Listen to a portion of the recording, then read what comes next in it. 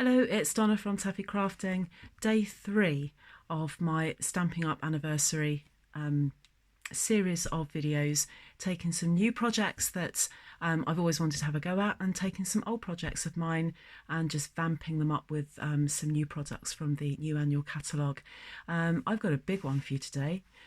This one measures 8.5 tall, and it is 4 inches wide, and it is 1 3/4 of an inch deep, so made out of one piece of 12 by 12 DSP. This is Mosaic Mood, and it's quite a robust piece of card. It's quite thick, so it's ideal for something like this. I've got this box full of stamping blends, and it's holding them quite nicely. It's just a really nice way of keeping them, actually, if I hadn't have torn that. But the only mistake that I've made is that my project includes these, and we don't stock them anymore, so I do apologise for that. That wasn't my intention to be demonstrating something we don't sell anymore, but any clips on top of that will do. Little gold bulldog clips, or some little pegs just to hold that together, or you might just want to keep it open and just put the gift in like that, or maybe some holes in the top and run some ribbon around it. But yeah, I'm a bit of a muppet there and demonstrated something that we haven't got. So I'm going to show you how to make this no stamping, nice, quick, easy project.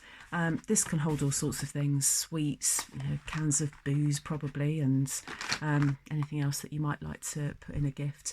The lovely thing about Mosaic Mood is that it can suit men and women, depending on the man or the woman, really. So beautiful designs on that, and a nice thick piece of card. It's more than paper, really. So there it is. So I've got the hummingbirds.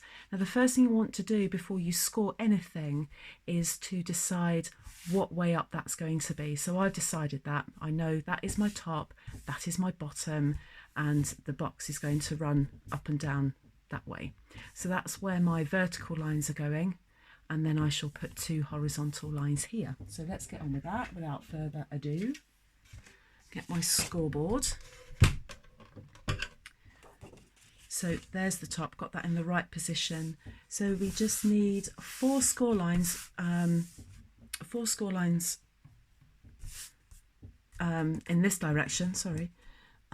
So the first one is at 1 3/4. Score line number 2 is at 5 3/4. Score line number 3 is at 7 1/2. Score line number 4 is at 11 1/2. Turn the paper 90 degrees, either way, doesn't matter, and score at 1 3/4. Turn it 180 degrees and do exactly the same again. Score at 1 3/4. And that's your scoring, all done and dusted. Go back to your decision as to what's top and bottom. There's my top, and I want the top score line to fold over that way, so that we have this border. Okay, so once you've decided that, just get it burnished. That's that burnish, and that will lay nice and flat. And then fold and burnish all of your other score lines, not that way though.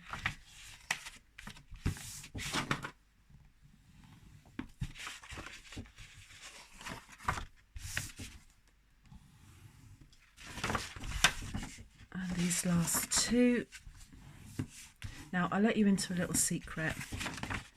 This is the 4th time I have videoed this. I'm not a quitter. And every time I did this, something went wrong, always due to my lack of concentration. Really annoyed myself. So if this one doesn't go right, I'm just going to cry and just abandon it. So there's our folding and burnishing. So we've just got a few snips to make. So with your scissors, let's start at the bottom, and we are going to just make some cuts into each of these vertical lines just up to the first score line. And these are going to form what I affectionately call my bottom flaps, because they make the bottom of the box.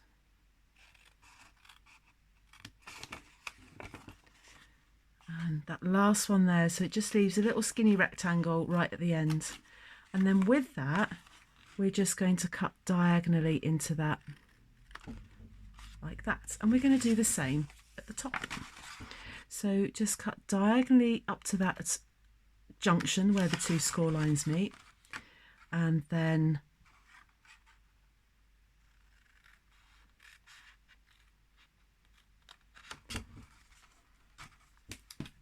take that top one off as well. So now we're ready for gluing. And the first thing I want to do is glue that down. And my adhesive of choice is tear and tape. It's quick, it's sticky. That's about it really, it's quick and sticky. And get that as close to the top as you can. And you just need a little bit on each side there just to stop it kind of flapping about really and running the risk of all coming open. So let's just get that bit off there.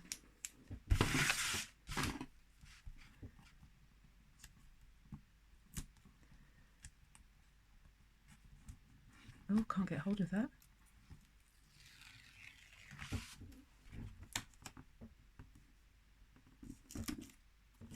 So we're just going to fold that over, just get that last piece off there. And I'm going to fold that over like that. Get it down and flat. And that edge there should be absolutely flush with that. The next thing we're going to do is we've got this tab here, this little 1/2 inch tab, and we're going to run some adhesive right on that score line. So again, using tear and tape, because that does work probably the best on that.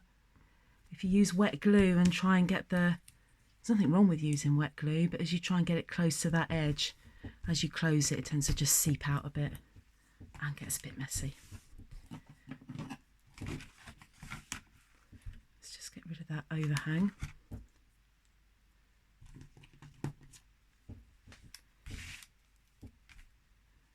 Just going to take that bit off there. Now, just going to now form the box. So I'm going to fold that bit over like that. Whoops. And then we're going to bring this over there. And what we're looking for is, and it's not, I want that to match there.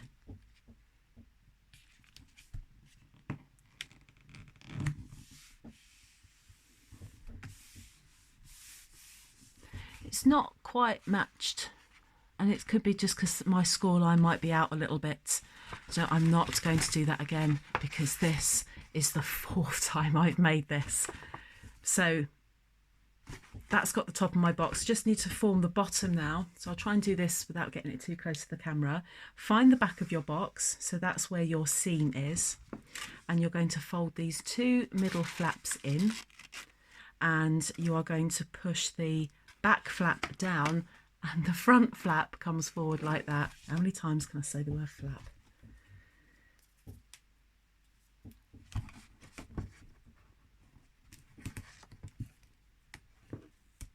And just get some adhesive on there.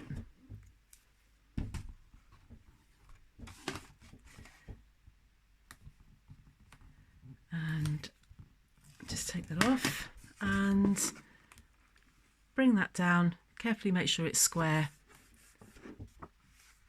And there is my bag. Now the very last thing that we're going to do, let's look at the front of it, just because I've just got that little uneven bit there which is annoying me. You can see this here, you can see down into our box. You are going to, with these 2 fingers here, just push them together and then bring it all together. I just need to get that to crease a bit better there. get those edges to match, and then push it so it then forms a point there. Okay, so it's just pushing those in and then flattening it all. So let's fill this with my goodies. Let's get my stamping pens out. And let's pretend I'm going to gift them, never in a million years. And I'm just going to put them in there. And they go flying across the room.